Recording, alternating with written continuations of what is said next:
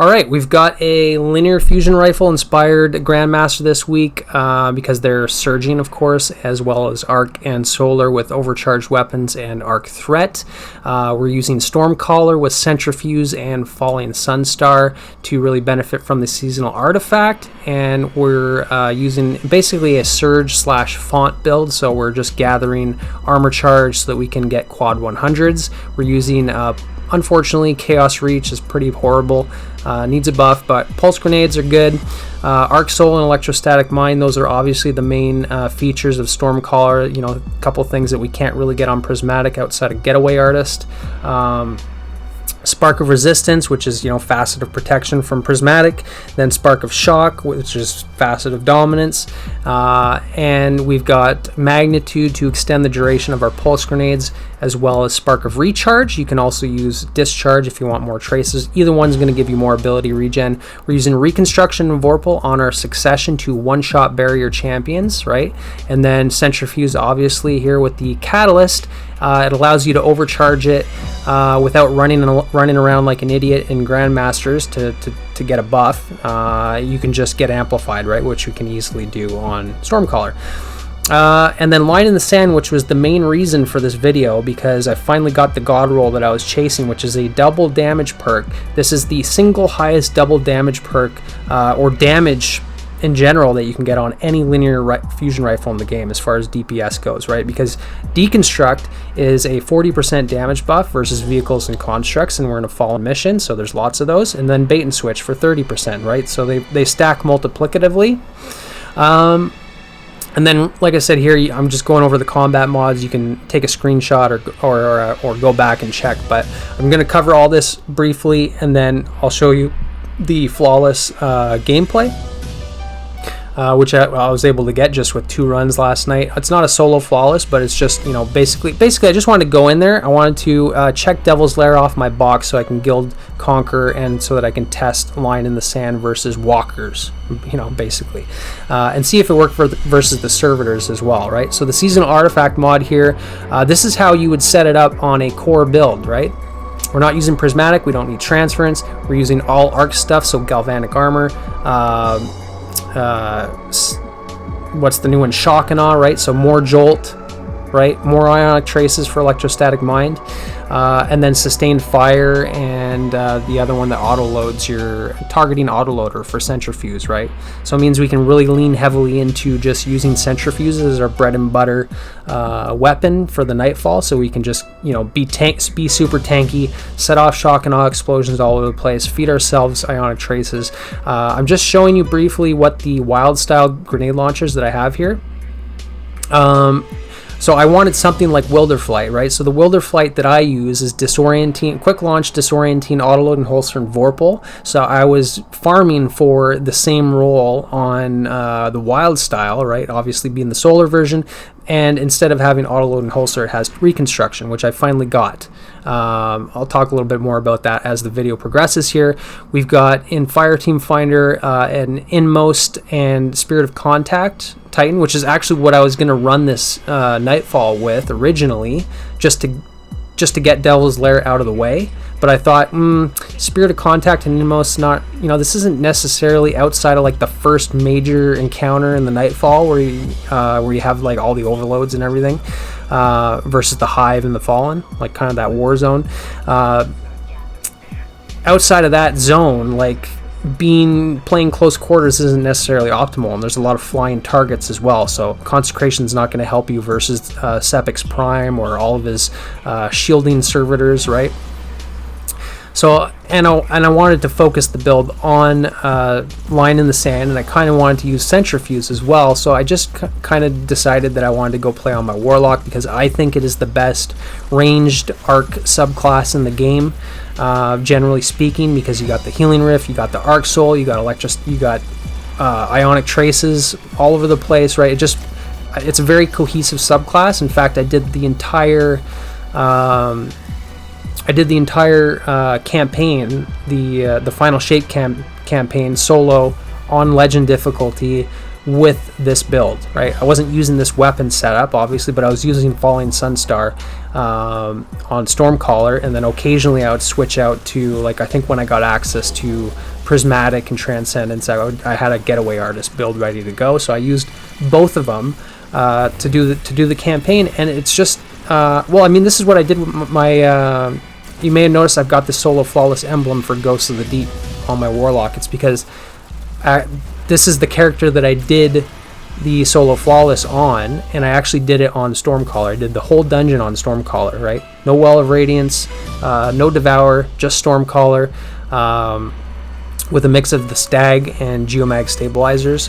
But you don't, like, I do generally prefer the Stag on Stormcaller just because you're super tanky in that rift with your Arc Soul and everything. But because of the current seasonal artifact, we have galvanic armor, right? And now we've got sustained fire on our auto rifles. So, like, you really do, you're getting like two stacks of 30% damage resistance for free from the artifact, just for being amplified and doing damage with an auto rifle, right? So I don't need the Stag. Instead, I'll use Falling Sunstar, and that can also benefit my teammates, right? So for every Ionic Trace that I pick up, I get a quarter of my grenade back, I get a quarter of my melee back, and I get almost a third of my rift back just from one trace, right? And I'm producing traces all the time. And then my teammates will get a fraction of that as well. They're also going to get, I think, 10%. They basically get half of what I get, right? So I'm boosting their ability spam as well. So Falling Sunstar is pretty good as a support role there, right? So yeah, even with the Prismatic Sandbox that we have, like a Stormcaller is still very good in a week where Arc is surging. So all of the Arc abilities that I'm using here are doing 25% more damage. Arc is always good against Overload champions because of Jolt, right? I mean, if you can stick a Pulse Grenade on Overload, I mean, that's the absolute best ability that you can use to stun an Overload, do damage over time, and keep them stunned while you use your weapons, right? Although, look how bad Chaos Reach is there. I mean, not only am I sticking the Overloads with a Pulse Grenade, or pre-stunning them first with my weapon, and then adding a Pulse Grenade, and then Chaos Reach doesn't even kill it. Like, that's horrible. Like, I mean, one stun and a Nova Bomb will absolutely destroy a GM level or Master level Overload, no problem, right? Chaos Reach could barely even do half. It's like as bad as Thunder Crash, right? So without Falling Sunstar, or Curus of the Falling Star, I should say, on Titan for Thunder Crash, and without Geomag stabilizers on Stormcaller, the Arc Supers are basically just trash right now.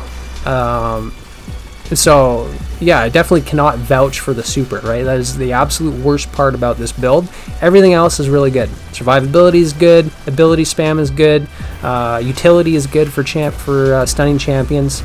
So definitely nothing to complain about there. And I wanted to use Succession here because there's a lot of snipers in this mission. There's a lot of ranged engagements. In fact, I would say that Devil's Lair is probably the only Nightfall that we have where you have this many ranged engagements, where a sniper is actually somewhat of an appealing option to use, right? And the fact that we have it in the seasonal artifact right now makes it even more appealing, right? And I just talked about this too in my last podcast about sniper rifles. I was kind of crapping on them because as a console player, sniper rifles don't really have, like, they don't have the same aim assist values as any other weapon in the game, right? And there's no missions or enemy engagement scenarios where a sniper rifle is useful, right? Not only are you blurring out, like, you're eliminating your awareness of your surroundings because you can't see anything other than down your scope, but you've also got no aim assist, so you have inconsistent aim values if you're a controller player, right? It's just going to feel a little bit awkward. And so yeah, they're they're not very appealing to use when you can, just use like a linear fusion rifle, do similar damage or better, albeit it's a heavy weapon, but still. And you get to maintain your situational awareness, and you get like super sticky aim assist where it just like locks on to enemies' heads. So yes, I think sniper rifles do need a little bit of a rework on console, but there's something about Succession, right, which is mainly why I wanted to talk about snipers here, because I'm using Succession. Something about Succession just feels good. As far as snipers go, it is probably the best feeling sniper as a controller player, I would say. And not only that, but this might sound a little weird, Supremacy just doesn't match my drip. I mean, it's as simple as that. Supremacy is kind of an awkward looking sniper. It doesn't shade well. I don't really like the sound of it. I like what it does. Obviously, it's a rapid fire frame. It does more DPS. If you need to use it versus a boss, you should absolutely use it. You can, with kinetic tremors, you can two-shot any enemy and set off those tremors, which is super good on barriers because it'll stun barrier champions even when they've got their shield up. Right, as long as the sniper rifle is, as long as you're radiant or you're using anti-barrier sniper. But yeah, there's just something about Succession. It's one-shot capability. Obviously, you can put like recombination, but I put Vorpal on mine, so it just works all the time versus champions and any boss tier enemies. Right, it's just always going to give you that 15% damage, and then having reconstruction also is pretty invaluable. Right, like not having to reload any weapon in this game is always going to be a huge advantage, right? Especially when it's a weapon that you only plan on pulling out occasionally to do break a barrier or just eliminate a counter snipe, right? I mean, that's one of the reasons, not just for the barriers, it's because of the ranged engagements, but it's also to counter snipe, right? We have snipers, they can one shot you basically or get you very low, and if your health is already depleted at all a little bit, right? So look, bait and switch and deconstruct going right there at the same time on that walker, and I was hitting numbers of 125k almost per shot on the center exposed crit of the walker. So that's the most amount of damage that I've ever seen, that I've ever done myself to the walker with a precision framed linear fusion rifle, right? So in this case right here, this is the absolute best linear fusion rifle to use versus this walker, right? And arguably, even though linears are not in a great state as far as the overall meta, it is still probably the best weapon to use in that situation because you're so far away. Like you could use a grenade launcher, but it's not doing precision damage. You're not getting that multiplier that you get from shooting the legs off of a walker with a precision weapon like a sniper or a linear, right? So it just worked really good there. I was the only one doing damage to the walker. Yeah, and then so if my teammates didn't die, then I probably would have been able to get a little bit of a better clip there. But yeah, so anyways, Chaos Reach will finish off the last 30 second amount of health that the walker has. Yeah, so what else here? So wild style,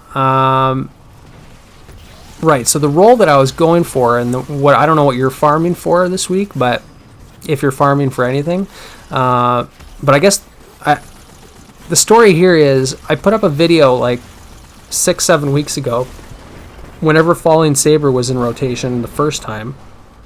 Wild style was dropping, right? So I put up this big farm video with a build for each class. Went over the different roles for wild style, and I got like at least 20 roles, and I didn't get a single one that I was going for. I was going for disorienting, reconstruction, and Vorpal, like my Wilder Flight, and I didn't get a single one. In fact, I don't even think I got a single Vorpal, let alone reconstruction with disorienting with Vorpal, right? It's hard enough just to get one of those perks, but to get all three of them on the same weapon, so that's what kind of enticed me to make the video, because it's actually a hard weapon to farm for, right? So I put up the build for each class to do it, and then I didn't even get anything, right? Despite farming the crap out of it. And so I'd given up on it because I did get a disorienting reconstruction with One for All. So I was like, okay, well, whatever.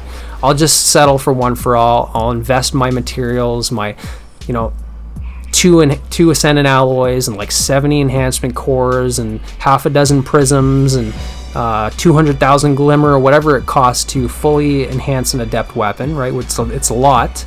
And so I put it into it thinking, well, that's just the end of my farm. That's, you know, I was willing to settle with my luck. And then Devil's Lair comes around. Wildstyle is the Nightfall weapon this week. And I literally only wanted to come in here to test Line in the Sand versus the Walkers, the Briggs, see if it worked versus Sepix Prime because it's a servitor. You would think that a servitor is a vehicle, but apparently it's not. So Deconstruct's not going to give you the 40% buff versus the servitor, just FYI. But still pretty good. And so yeah, it was A, to test Line in the Sand, and B, to throw on a build to make, you know, that revolved around Line in the Sand, and then C, just to tick Devil's Lair off my checklist so that I can guild my Conqueror, right? Not that I really care about guilding Conqueror, but I might as well. Like, doing GMs is always good for resources, and if you're upgrading stuff, like, GMs are the only place to go and get it, and get the wealth, right? I mean, that's basically it. So, and what's the first drop that I get for Wildstyle? I get Quick Launch with a Velocity Masterwork with Disorienting Grenades with Reconstruction with Vorpal.